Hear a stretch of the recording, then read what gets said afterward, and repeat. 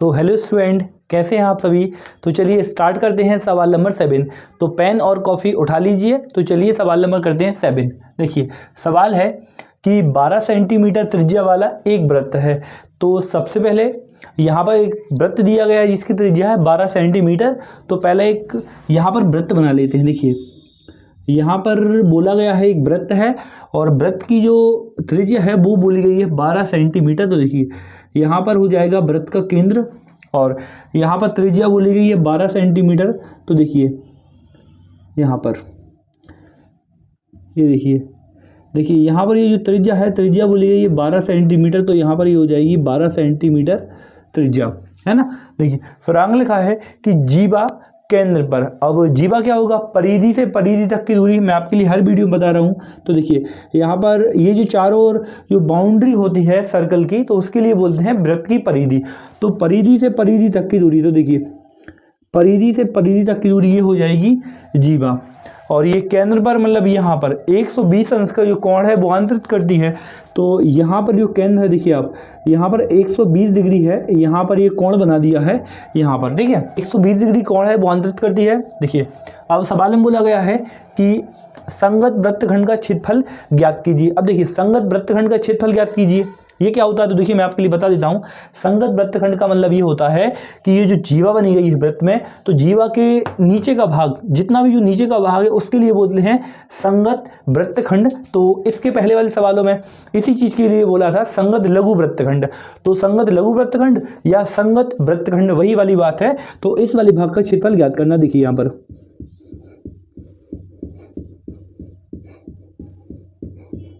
देखिए इस वाले भाग का जो अपन के लिए क्षेत्रफल ज्ञात करना। तो देखिए कैसे ज्ञात करेंगे।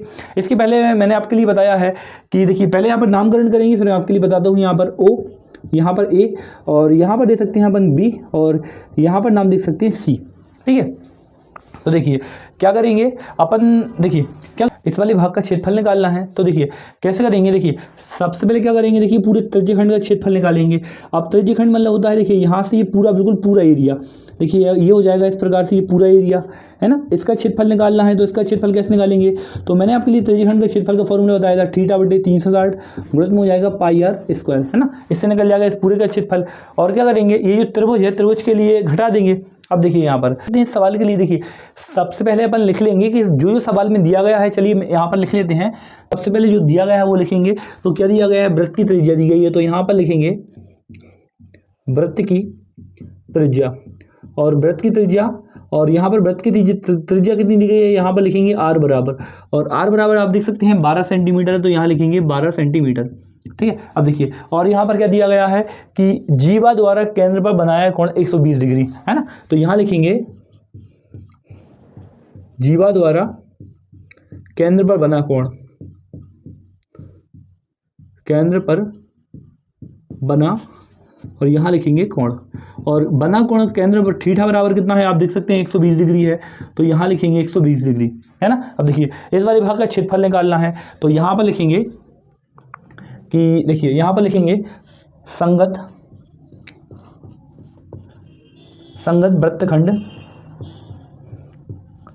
और संगत वृत्तखंड के लिए मैंने क्या नाम दिया है, ACB, ये नीचे वाला एरिया। तो यहाँ लिखेंगे ACB का, और फिर यहाँ लिखेंगे क्षेत्रफल बराबर। देखिए अब कैसे निकालेंगे, मैंने आपके लिए बताया अभी कि क्या करेंगे, पूरे का क्षेत्रफल लगाएंगे, बिल्कुल पूरे का। यानी अपन लिखेंगे OACB, और ये एक प्रकार का त्रिज्यखंड है। तो यहाँ लिखेंगे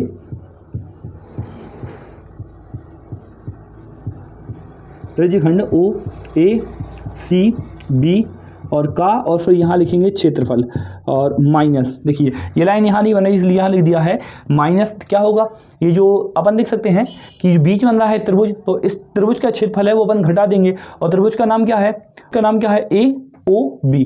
तो यहाँ लिखेंगे त्रिभुज यहाँ लिखेंगे AOB का, और यहाँ लिखेंगे क्षेत्रफल। बराबर, देखिए यहाँ पर अब त्रिज्यखंड OACB ये पूरा एक त्रिज्यखंड है। तो यहाँ पर फॉर्मूला मैंने आपके लिए बताया थीटा बटे 360, तो यहाँ लिखेंगे थीटा बटे 360 और गुणांक हो जाएगा पाई आर स्क्वायर माइनस। यहाँ देखिए त्रिभुज AOB, मतलब इस बार त्रिभुज के क्षेत्रफल घटाएंगे तो अब देखिए, अब यहाँ पर अपन त्रिभुज का क्षेत्रफल का फॉर्मूला नहीं लगाने वाले हैं। देखिए मैं आपके लिए एक पॉइंट बताता हूँ, आपके लिए बहुत ध्यान से नोट करना है। देखिए जब भी संगत लघु वृत्तखंड का क्षेत्रफल पूछा गया है और यहाँ पर जो केंद्र पर बनने वाला कोण है यदि वो 90 से ज़्यादा है ना, 90 से कम है, मैं आपके लिए अभी बता रहा हूँ। देखिए पहले अपन ज़्यादा वाला देखते हैं। देखिए यहाँ पर जो केंद्र बना कोण है वो 90 से ज़्यादा है, तो उसके लिए आपके लिए क्या करना है, त्रिभुज के क्षेत्रफल नहीं लगाना है, इस वाले फॉर्मूले को लगा देना है।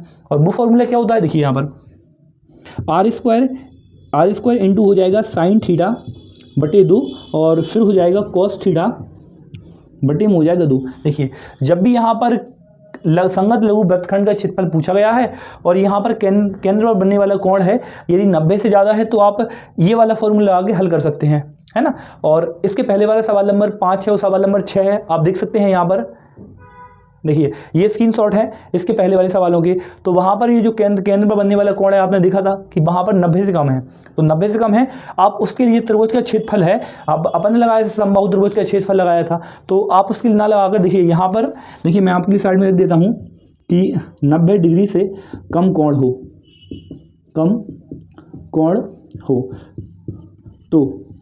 तो वहाँ पर ये वाला फॉर्मूला है, आप लगा सकते हैं। फॉर्मूला होता है 1/2 आर स्क्वायर साइन थीटा। देखिए यदि 90 डिग्री से कम का कोण है तो आप ये वाला क्षेत्रफल है, आप ये वाला फॉर्मूला इसकी जगह लगा सकते हैं, है ना। लेकिन यहाँ पर देखिए 90 से ज़्यादा था तो ये वाला फॉर्मूला लगेगा, इससे आपका आंसर है बहुत क्विक आ जाएगा। देखिए यहाँ पर आप करते हैं सवाल को हल। देखिए थीटा का मान कितना है, आप देख सकते हैं 120 है, तो यहाँ लिखेंगे 120 बटे में हो जाएगा 360 गुणित पाई का मान इन्होंने बोला है कि पाई का मान कितना रखना है 3.14, तो यहाँ रख देंगे 3.14 गुणित आर का मान कितना हो जाएगा, आर का मान 12 है और आर पे 2 पे घात है, तो यहाँ लिख देंगे 12 गुणित 12 माइनस आर स्क्वायर, तो आर स्क्वायर है यहाँ भी आर 2 बार है यानी 12 गुणित हो जाएगा 12 इंटू देखिए साइन और थीटा। देखिए थीटा का मान कितना है 120 डिग्री है, तो यहाँ लिख देंगे 120 डिग्री और बटे में कितना है 2।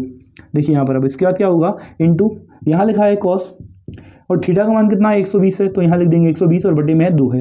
देखिए अब यहाँ पर देखिए थोड़ा सा काटापीटी वाला कार्यक्रम है वो स्टार्ट करते हैं। देखिए यहाँ पर 0 से 0 कटेगा, 12 एकम 12, 12 दूनी 24 और 12 तिया 36 हो जाएगा। देखिए 3 एकम 3 और यहाँ से तीसों के 12, 2 से कटेगा 120 60 बार में और 2 से कटेगा 120 कितने बार में 60 बार में।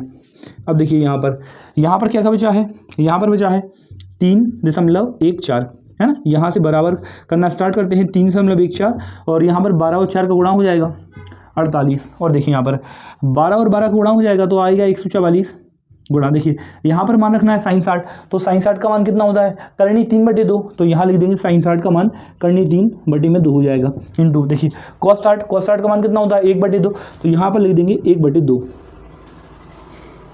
चलिए अब इनका अपन गुणा कर लेते हैं। तो यहाँ पर गुणा होना है, देखिए यहाँ पर गुणा होना है, गुणा करके होना है 3.14 और गुणा होना है यहाँ पर 48 का। चलिए गुणा करते हैं, 8 चौके 32, 32 की 2 और हाथ लाई 3 8 का 8 और 3 11 की घात, चलिए एक और 8 या 24 और 1 हो जाएगा 25। अब यहाँ पर 4 चौके 16 की 6 और हाथ लाई 1, ठीक है। और यहाँ पर 4 एकम 4 और 1 हो जाएगा 5 और 4 जी कितना हो जाएगा 12, जोड़ लेंगे 2 6 और 1 7, 5 और 5 10 की 0, हाथ लाई 1 और 2 2 4 और 1 5 और 1। यहाँ पर अब दशमलव लगाना है तो 2 अंक के बाद यहाँ पर देख सकते हैं 2 अंक के बाद दशमलव है तो यहाँ पर दशमलव लग जाएगी।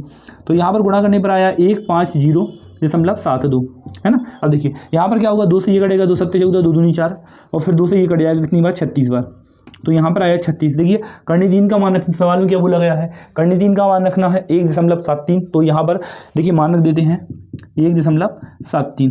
अब क्या करेंगे, ये इनका गुणा करेंगे और जो भी गुणा करने पर आएगा वो इसमें से घट जाएगा और जो बचेगा वही अपना आंसर हो जाएगा। तो चलिए इनका गुणा कर लेते हैं। देखिए इसमें यहाँ पर मल्टीप्लाई करना है, देखिए यहाँ पर 1.73 है, इसमें गुणा करना है 36 का, तो चलिए गुणा करते हैं। 6 18 की 8 हाथ लाई 1, ठीक है, और 6 7 42 और 1 43 की 3 हाथ लाई 4 और 6 कम 6 और 4 हो जाएगा 10। 3 का गुणा करना है तो 3 तिया 9 9 और 3 7 21 की 1 हाथ लाई यहाँ पर 2 और 3 एकम 3 और 2 5 हो जाएगा, जोड़ लेंगे 8 का 8 और 9 3 12 की 2 हाथ चलिए कि और 1 2 और यहाँ पर 5 और 1 6। तो यहाँ पर मैंने गुणा करा 150.72 और यहाँ गुणा करने पर आया, देखिए दशमलव लगाना है, दशमलव 2 के बाद दशमलव है तो यहाँ लग जाएगा, तो हो जाएगा 6 2 2 8। ठीक है, दशमलव यहाँ पर।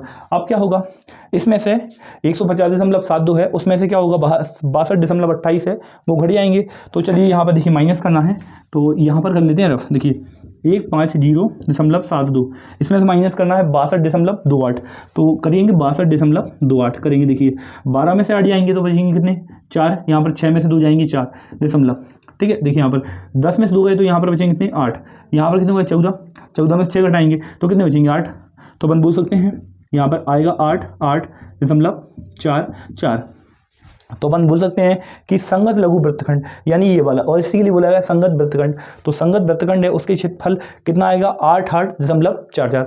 और ये सवाल होता है फिनिश, तो आप इसका स्क्रीनशॉट भी ले सकते हैं। चलिए मिलते हैं नेक्स्ट वीडियो में नेक्स्ट सवाल के साथ, तब तक अपना ध्यान रखें। Thank you so much.